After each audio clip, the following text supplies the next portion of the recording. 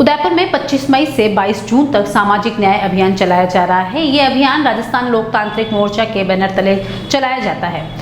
इस अभियान का मुख्य उद्देश्य यह है कि केंद्र सरकार और राज्य सरकार द्वारा जनहित में जो योजनाएं चलाई जा रही है उनका लाभ जरूरतमंदों को मिल सके। इस अभियान के तहत आम लोगों की समस्याओं को जाना जा रहा है और उन समस्याओं को सरकार तक पहुंचाया जा रहा है जिससे लोगों को फायदा मिल सके। माकपा नेता राजा सिंघवी ने बताया कि सरकार की योजनाओं का लाभ उदयपुर के आदिवासी क्षेत्रों में रहने वाले लोगों को नहीं मिल पा रहा है। सिंघवी ने सरकार से मांग की है कि जातिगत जनगणना कराई जाए और इसके हिसाब से ही आरक्षण दिया जाए।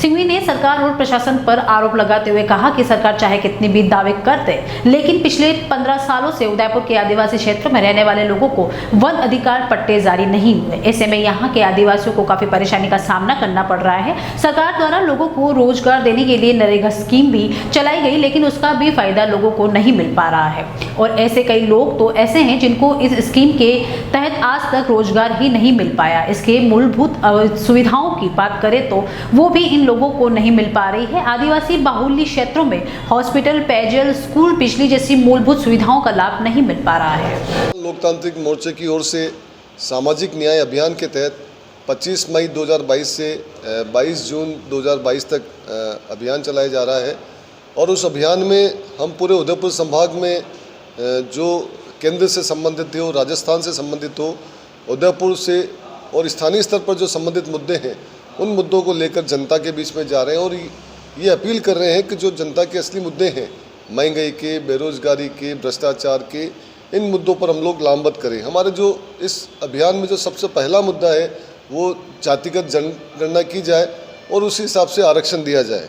दूसरा जो अहम मुद्दा इस संभाग का जो सबसे प्रमुख मुद्दा है, आदिवासी बाहुल्य हमारा क्षेत्र है और वन अधिकार के पट्टों की हम लोग बात करें तो आज भी 70% से ज़्यादा जो वन भूमि पर कब्जेदारी उनको पट्टे नहीं मिले हैं और जो मिले हैं वो भी अधूरे मिले हैं। हम लोग वहाँ पर जब स्थानीय स्तर पर गए तो ये कहा जाता कि हमने फाइलें उदयपुर भेज दी, लेकिन यहाँ पर भी कोई उसका जवाब नहीं है।